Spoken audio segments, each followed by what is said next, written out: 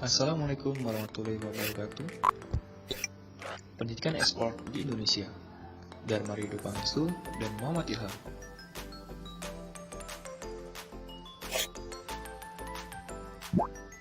E-sport. Pernahkah Anda mendengar istilah e-sport baru-baru ini?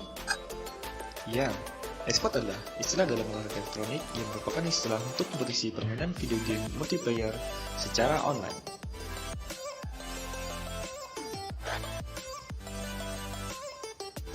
Geliat perkembangan e-sport dalam beberapa tahun terakhir sungguh luar biasa.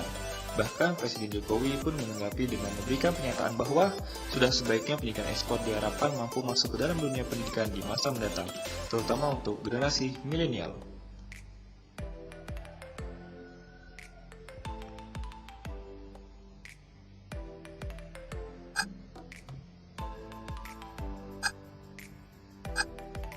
Bagaimana pendidikan e-sport untuk Indonesia? Pendidikan e-sport sebaiknya mulai dirancang dan diperkenalkan di Indonesia. Bukan berarti pendidikan ini hanya bertujuan untuk hiburan atau bisnis semata, tapi ada nilai edukasi yang penting untuk diajarkan, terutama untuk generasi muda dan milenial di masa ini dan di masa yang akan datang.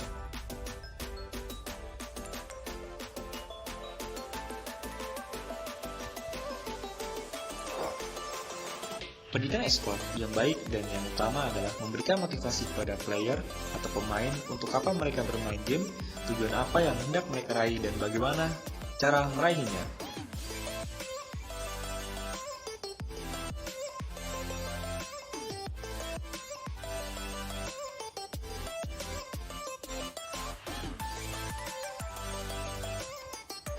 Namun bila tujuannya menjadi profesional, maka sudah selayaknya bermain dan bekerja seperti profesional. Artinya, player yang serius dengan e-sport harus bermain layaknya atlet olahraga sesungguhnya.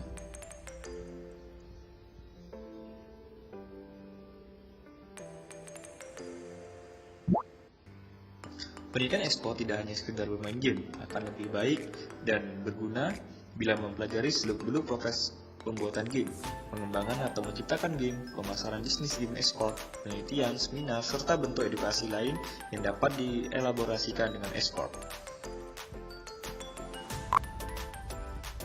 Saat ini pendidikan e-sport memang belum bisa masuk begitu saja dalam kurikulum pendidikan Indonesia. Butuh proses panjang, perlu kajian mendalam, dan berbagai penelitian agar bisa terwujud.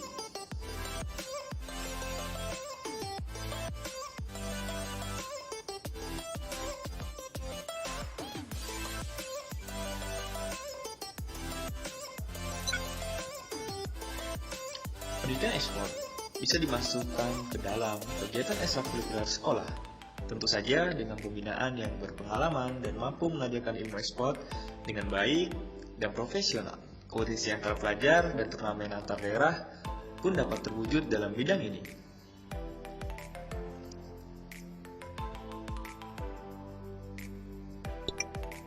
Bila sekolah dan pemerintah jeli, ini adalah salah satu alat untuk mengurangi kegiatan negatif anak-anak muda seperti tawuran, nongkrong tidak jelas, balapan liar, dan sebagainya. Apalagi akses untuk bermain game saat ini sangatlah mudah, tentu saja dengan orang tua yang paling utama.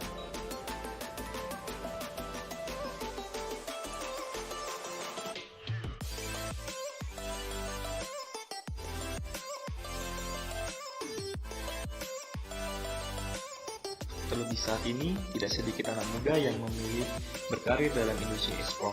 Ada sejumlah organisasi yang membuka peluang bagi anak muda yang ingin menjadi atlet e-sport, seperti EVOS e-sport misalnya, yang memiliki banyak pemain muda belasan tahun. Tak hanya disiapkan untuk berkompetisi, mereka juga memiliki kontrak kerja serta menerima gaji dan tunjangan.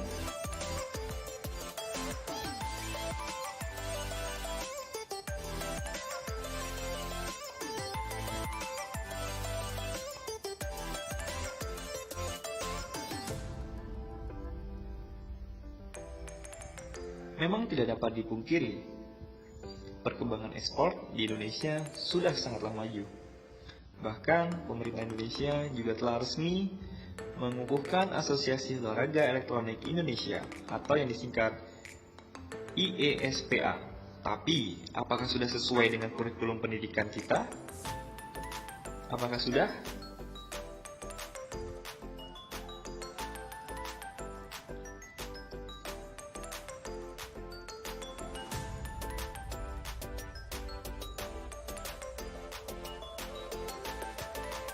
Pemerintah bahkan tidak harus terlalu cepat mengadopsi dan mengintegrasikan e-sport dalam kurikulum pendidikan.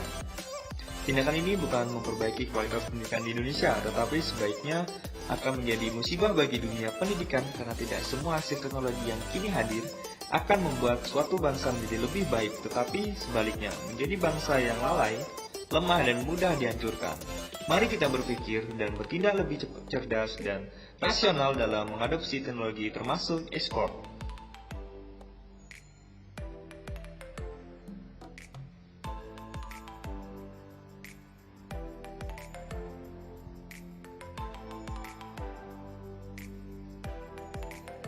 Beberapa perusahaan telah terjun langsung ke sekolah untuk berkolaborasi mengadakan event e-sport seperti Yamisoft dan GDID yang menggelar IHSL, Indonesia High School League. Bahkan, event ini telah memasuki musim keduanya. Lalu, IEL Indonesia Esport League yang memberikan kesempatan atlet e-sport kampus menjadi wakil di Asian Games 2019.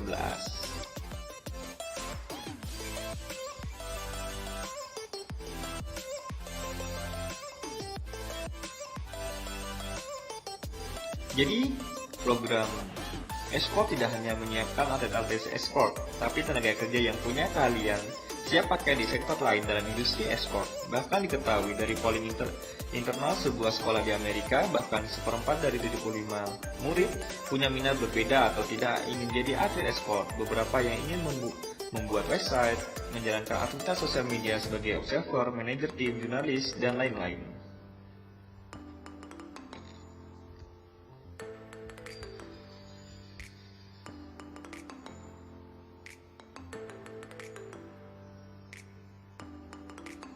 Di dalam penyelenggaraan turnamen e-sport, memberlakukan persyaratan yang ketat bagi para peserta untuk tetap mementingkan pendidikan agar dapat izin mengikuti turnamen e-sport.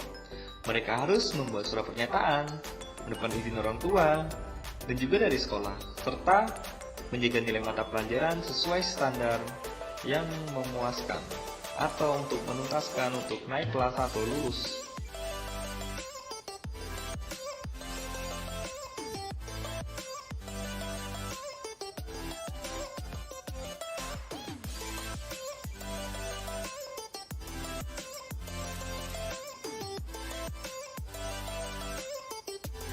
Ini semua semata-mata dengan tujuan agar e-sport tidak lagi diagnosisikan dengan bodoh atau pintarnya seseorang.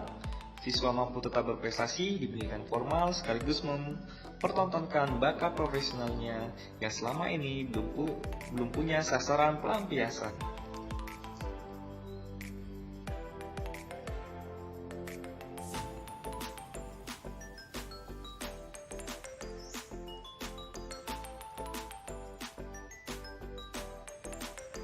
Mau tahu manfaat game online?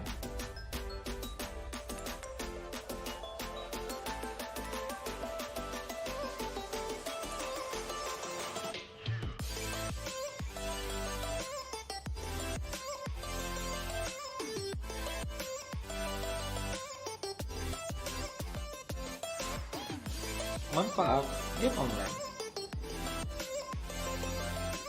Yang pertama, menghilangkan stres. Yang kedua, ada mengasah otak. Yang ketiga, ada mengembangkan otak kanan. Yang keempat, ada menghasilkan uang. Yang selanjutnya ada melatih kerjasama tim dan melatih kesabaran.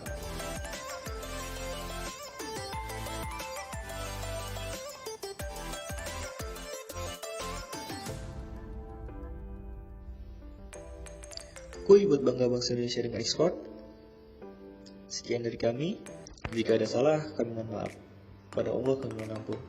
Wassalamualaikum warahmatullahi wabarakatuh.